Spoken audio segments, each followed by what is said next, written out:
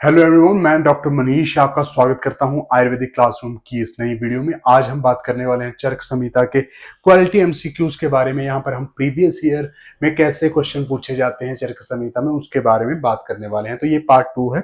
अगर आपने पहली वीडियो नहीं देखी तो हमारी वीडियोज में जाके आप पहली वीडियो देख सकते हो।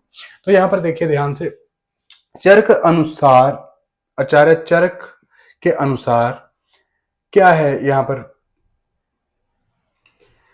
त्रिफला के लिए सही अनुपान क्या है? तो त्रिफला के लिए आचार्य चरक ने मधु और सर्पी का जो अनुपान बताया है रसायन अध्याय में, तो रसायन अध्याय में त्रिफला त्रिफला के लिए चरक क्या बोलते हैं कि मधु और सर्पी का प्रयोग किया जाता है अनुपान के रूप में। यहाँ पर आप देखिए ध्यान से, यहाँ पर मधु और सर्पी का प्रयोग बताया गया। तो यहाँ पर आपको ये भी याद करना है कि हरित की, विवित की और अमल की तीन जो ड्रग्स होती हैं त्रिफला में पाई जाती हैं। त्रिफला में 3 ड्रग्स पाई जाती हैं और इनका अनुपात क्या होता है ये आप नीचे कमेंट करके बताओगे। अच्छा, चरक चरक क्या बोलते हैं? पहले भवित की, फिर अमल की और अंत में भोजन के पाचन के उपरांत हरितकी का प्रयोग किया जाता है। भोजन के बिफोर फूड, भोजन के पहले भवित की, भोजन के अंत में अमल की और भोजन के जीर्ण होने पर हरितकी का प्रयोग किया जाता है। चलिए आगे, उसके बाद आप आगे आ जाइए। ठीक है, तो यहां पर देखिए, ध्यान से देखिए, चरक संहिता में कुष्ठ अध्याय में से क्वेश्चन आता है। किस प्रकार से क्वेश्चन आता है? ऐसे आपको चर्माख्य, किट्टिप विपादिका और एक कुष्ठ, ऐसे कुष्ठ का नाम दे देंगे और उनके लक्षण दे देंगे और आपको match the column type question आजकल आते हैं। तो यहां पर ध्यान से देखिए कि क्या लिखा हुआ है, अस्वेदनम महावास्तु। यहाँ कुष्ठ अध्याय में से ये रेफरेंस मैंने आपके लिए निकाला हुआ है। देखिए क्या लिखा हुआ है, एक यहाँ पर अस्वेदनम महावात्सु यत मत्स्य शकलोपम, मत्स्य मच्छी की, मत्स्य शकल उपमम, मच्छी की शकल का कौन सा कुष्ठ होता है? यहाँ पर बताया एक कुष्ठ। एक कुष्ठ चर्माख्य, जो चर्माख्य है वो हस्ती के चर्म के समान होता है। हस्ती के चर्म के समान कौन सा होता है? हस्ती। हाथी के चर्म के समान कौन सा होता है? चर्माख्य। तो चर्माख्य के नाम से पता चलता है कि हाथी के चर्म के समान होता है। श्याव किन खरस्पर्शम, श्याव किन खरस्पर्शम, किण बोलते हैं किणव। किणव किसको बोलते हैं? जैसे हमारा भुट्टा होता है, भुट्टा, या फिर पॉपकॉर्न, पॉपकॉर्न टाइप जो होता है। श्यावकरण, श्यावरण का परुष, ये किसको बोलते हैं? किटिव को बोल देते हैं। विपादिका क्या होता है? पाणिपाद सफुटनम। विपादिका क्या होता है? पाणिपाद सफुटनम। पाणिपाद सफुटनम, विपादिका क्या है? पाणिपाद सफुटनम। पाणी होता है पैर, पाद होता है, पाणी होता है हाथ और पाद होता है पैर, सफुटनम जब इनमें दरारें आ जाती हैं और उसमें से तीव्र वेदना होती है। पाणिपाद सफुटनम, तीव्र वेदनम।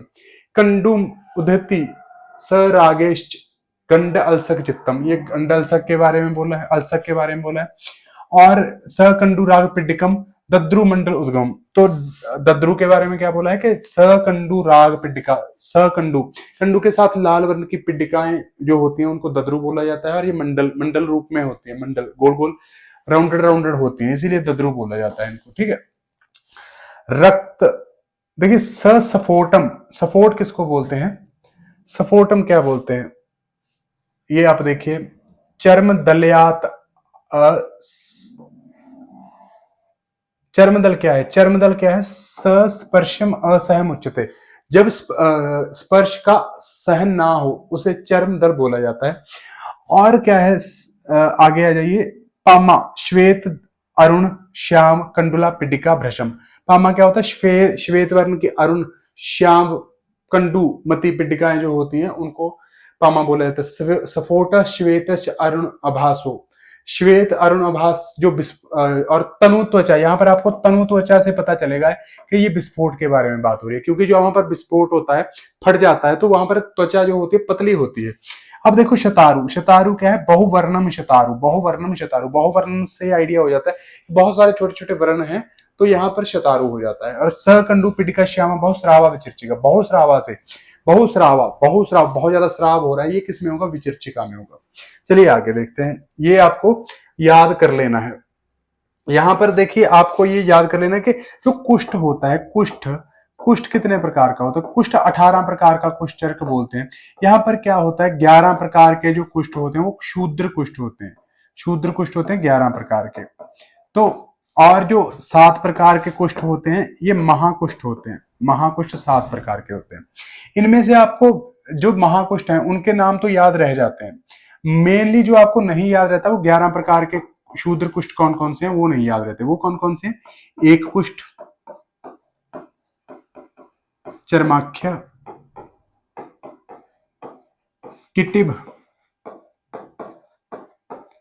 विपादिका,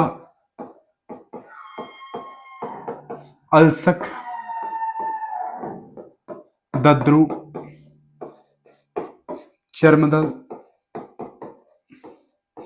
पामा, विस्फोटक, शतारु और विचिर्चिका। ये 10 आपको याद करने हैं, 11 के 11 नाम याद करने हैं। इसके बारे में हम डिटेल्ड कुष्ठ अध्याय के टाइम पढ़ेंगे, ठीक है। चलिए आगे। तो देखिए विष ग्रहण करने से कौन सा धातु प्रकोपित हो जाता है? तो विष ग्रहण करने से कौन सा धातु प्रकोपित हो जाता है, ये आपको ध्यान देना है कि विष ग्रहण करने से सर्वप्रथम रक्त धातु प्रकोपित हो जाता है। रक्त धातु सर्वप्रथम रक्त धातु प्रकोपित होगा, उसके बाद वाताश्य, पित्ताशय, कफाशय, सभी आशयों को दूषित करेगा। और उसके बाद हृदय में स्थित होकर मृत्यु का कारण बन जाएगा, मनुष्य की मृत्यु का कारण बन जाएगा। अब इसका रेफरेंस क्या है? ये वृद्ध भागवत का में से क्वेश्चन उठ के आया हुआ है, ठीक है। कुछ पॉइंट्स हम चरक के टाइम ही ऐसे पढ़ लेते हैं कि जिस प्रकार से अगध तंत्र का क्वेश्चन है, तो ये हम अगध तंत्र के नोट्स में से जब पढ़ते हैं अगध तंत्र, तब ये क्वेश्चन डिटेल में किया जाता है। चलिए आपको पता चल गया कि यहाँ पर रक्त धातु है जो सर्वप्रथम दूषित किया हो जाता है, तो यही धातु भी है और यही दोष भी है। चलिए आगे।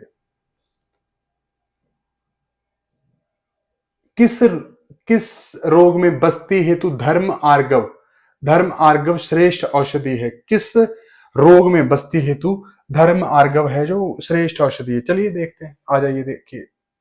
देखिए पहले तो ये डिटेल पढ़नी होती है, आपको डिटेल में पढ़ोगे तभी आपको चीजें दिमाग में रहेंगी। तो देखिए कुष्ठ हिता क्या है? गरागरी बार बार हम ऐसे बोलते हैं ना, बार बार कंडू करो, कुष्ठ में बार बार कंडू होती है, तो गरागरी, तो कुष्ठ हिता गरागरी। इक्ष्वाकु मेह में, इक्ष्वाकु, तो हमें ये तो पता है कि इक्षु रस पीने से क्या हो जाता है? प्रमेय हो जाता है। प्रमेय के चांसेस ज्यादा हैं होने के, तो मतलब या फिर शुगर बढ़ जाती है। तो इक्ष्वाकु, उसी प्रकार से हम याद करेंगे कि इक्ष्वाकु का जो प्रयोग किया था वो प्रमेह में यूज किया जाता है। कुड्ज फल का जो प्रयोग किया जाता है हृदयाम्य, हार्ट की डिजीज में, हृदयाम्य में क्या यूज किया जाता है? कुटज, तो कुटज किया जाता है हृदयाम्य, हृदय की डिजीज में। अब इंद्र थे जो वो हर एक को पसंद आ जाते थे, स्त्रियों को बहुत प्रिय होते थे इंद्र, तो हृदय की डिजीज में क्या यूज किया जाता है? कुटज। कोटफल जो है, कोटफल को यूज किया जाता है पांडु में। तो कोटफल का जो पर्याय है वो क्या है? धर्म आर्गव। कोटफल को क्या बोलते हैं? धर्म आर्गव। क्या बोलते हैं? धर्म आर्गव को क्या बोलते हैं? कोटफल। और ये पांडु में यूज किया जाता है, ठीक है। पांडु एक ब्राह्मण है जो धर्म के कार्य करता है, पांडु एक ब्राह्मण है जो धर्म के कार्य करता है, ये याद करना है। उदरे कृत वेदन हितम, उदर को क्या करो? वेदन करो। उदर का क्या करते हैं? वेदन करते हैं। तो उदर में क्या किया जाता है? कृत वेदन का प्रयोग किया जाता है, वेरी वेरी इंपॉर्टेंट। मदन फल जो है वो सर्व रोगों में यूज किया जाता है क्योंकि मदन फल की बहुत ज्यादा इंपॉर्टेंस है। तो मधुर कषाय तिक्त रूक्षम कटुक विजलवत, ये इसके गुण बताए गए हैं। तो हम इतना ही करेंगे जितना क्वेश्चन में पूछा गया है। जब हम पूरा पढ़ेंगे तब हम इसको डिटेल में करते जाएंगे। जीर्णे जीर्यति आत्मानम किस रोग का लक्षण है? बहुत ज्यादा इंपॉर्टेंट क्वेश्चन है ये कि किस जीर्णे जीर्यति आत्मानम किस रोग का लक्षण है? तो ये जीर्णे जीर्यति आत्मानम भुक्ते स्वस्थ्यम उत्पत्ति, मतलब खाना खाने के बाद भुक्ते स्वस्थिम उत्पत्ति, तो जीर्णे जीर्यति, जब हम जीर्ण हो गया भोजन तब भी इसमें क्या होगा, आत्मान होगा। जब जीर्ण हो रहा है तब भी आत्मान होगा, क्योंकि वायु जो है अंदर बढ़ती जा रही है जिस जैसे जैसे भोजन जीर्ण होता जा रहा है। तो बात गुल्म हृदय रोग प्लीहा अशंकित मानवा, तो क्वेश्चन कभी कभी ऐसा भी आ जाता है कि बात रोग वा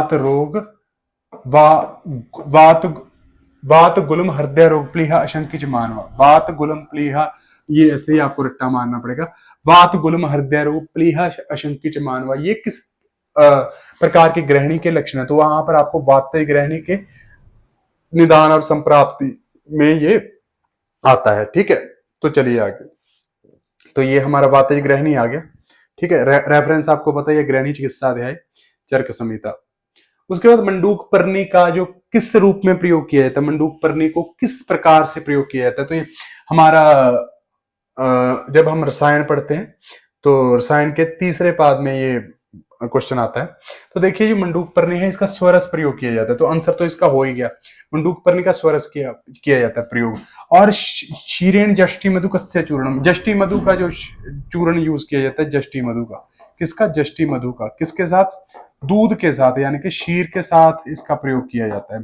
उसके बाद रस जो है गुड़ुच्ची का यूज किया जाता है, रस किसका यूज किया जाता है, गुड़ुच्ची का रस किया जाता है यूज, गुड़ुच्ची का। ठीक, किसका, गुड़ुच्ची का। और उसके बाद क्या है, कल्क प्रयोज्य खलु शंख पुष्पी, तो शंख पुष्पी जो है, शंख पुष्पी का क्या यूज किया जाता है, कल्क यूज किया जाता है। समूल पुष्प, मूल और पुष्प के साथ कूट के इसका जो कल्क बना के शंख पुष्पी का प्रयोग किया जाता है। अब इसमें से श्रेष्ठ कौन सी है, तो शंख पुष्पी जो है सभी मेध्य रसायनों में श्रेष्ठ होती है, तो ये भी क्वेश्चन पूछा जाता है। चलिए आगे।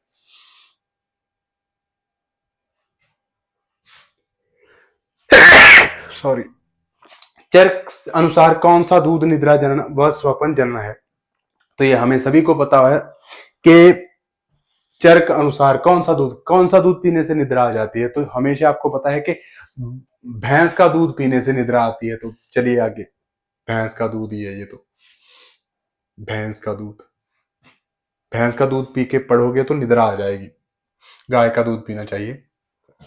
स्वपन के प्रकार में वर्णित नहीं है, कौन सा, यहाँ पे आप चारों ऑप्शन को पढ़ोगे, कौन सा चारों में से स्वपन के प्रकारों में वर्णित नहीं है। इंद्रिय स्थान में से क्वेश्चन आया है, तो आपको स्वपन के नाम याद करने पड़ेंगे। कौन सा, दृष्टि से शुरू होते हैं स्वपन, दृष्ट, श्रुत, अनुभूत, प्राथित, कल्पित, भावित, दोषज, तो ये सभी स्वपन होते हैं। तो हमने दृष्ट किया है, इसमें श्रुत भी है, अनुभूत, दृष्ट श्रुत अनुभूत भी है। तो यहाँ पर कर्मज स्वपन नहीं होते, तो क्या है, तीनों तो हैं, तो यहाँ पर हमारा आंसर हो जाएगा कर्मज। तो चलिए आगे, ये तो हो ही गया आपका, एक तरह से तो हो ही गया। चरक संहिता अनुसार शब्दों चिकित्सा में किसका प्रयोग किया जाता है, तो गंडीरा रिष्ट है जो शब्द चिकित्सा में यूज की जाती है, तो इसके आगे डिटेल करेंगे जब हम पढ़ेंगे। तो चरक संहिता में रसायन अध्याय में के प्राण काम्य पाद है, जो आपको पता है रसायन अध्याय पहला अध्याय है चिकित्सा स्थान का, किसका, चिकित्सा स्थान का, ये बेसिक्स है, चिकित्सा स्थान का पहला अध्याय है। और इसमें क्या है, प्राण काम्य पाद, तो प्राण काम्य पाद है जो, ठीक है, इसमें किस रसायन की, निम्न में से किस रसायन की व्याख्या की गई है, तो देखिए हम बात करते हैं कि च्यवनप्राश, पिप्पली रसायन, भलात्तक रसायन और मेध्य रसायन। तो देखिए यहाँ पर ध्यान से, भलात्तक रसायन इसका आंसर है कि जो प्राणकाम्य है इसमें भलात्तक रसायन का प्रयोग किया है। भलात्तक रसायन 10 होते हैं, अगर आपको नहीं पता तो भलात्तक रसायन 10 भलात्तक रसायन की क्वांटिटी बताई है चरक संहिता में। तो पहला है अभ्यामलकी, तो अभ्यामलकी में ब्रह्म रसायन इंपॉर्टेंट है, च्यवनप्राश इंपॉर्टेंट है, तो च्यवनप्राश जो है वो पहले पाद में यूज किया गया है। तो ये देखिए यहाँ पर ऑप्शन में च्यवनप्राश है, तो ये पहले में यूज किया जा चुका है। पहला क्या है, अभ्या अम्ल किए, ठीक है। तो इसके नाम कैसे याद करना है, का आपका लिखना है आपको। ए से अभ्या अम्ल किए, पी से प्राण काम्य, पी से प्राण काम्य, और के से कर प्रचत्य, और ए से आयुर्वेद समुत्थानीय अध्याय, आयुर्वेद समुत्थानीय अध्याय। तो ये आपको याद करने हैं नाम चारों पादों के, ठीक है। तो अब देखिए भलात्तक रसायन जो है, भलात्तक रसायन जो है वो दूसरे पाद में प्राण काम्य अध्याय में यूज किया गया। तीसरे में कर प्रचित्य, कर प्रचित्य में आपके सारे मेध्य रसायन आ गए। मेध्य रसायन चारों के चारों आगे, मंडूक पर्णी, जष्टि, मधु, गुडुच्ची और शंख पुष्पी। पिप्पली रसायन भी इसी में आ जाता है, पिप्पली रसायन भी इसी में आ जाता है कर प्रचित्य अध्याय में। और त्रिफला रसायन भी इसी में आ जाता है, ठीक है। शिलायुत रसायन भी इसी में आ जाता है, ठीक है। इसकी डिटेल पढ़ेंगे हम। अगर भलात्तक के कितने योग बताए हैं रसायन अध्याय में, 10 बताए हैं। कौन कौन से, सर्पी, भलात्तक सर्पी, शीर, शौद्र, गुड़म, भलात्तक शीर, शौद्र, गुड़म, जूश तेल पल्लम, जूश तेल पल्लम, पललम, पललम, पललम, सक्तु लवण, लवण तर्पणम, लवण तर्पणम, ये हमने पढ़ा हुआ है, ठीक है। सर्पी, शीर, शौद्रगुणम, जूश तेल पल्लम। तो ये 10 प्रकार के ये योग हैं भलात्तक के बताए गए हैं, ठीक है। आपके आई थिंक आपको थोड़ा सा आइडिया हो गया होगा कि किस प्रकार से क्वेश्चन चर्क संहिता में से पूछे जाते हैं। एक आधा क्वेश्चन और कर लेते हैं।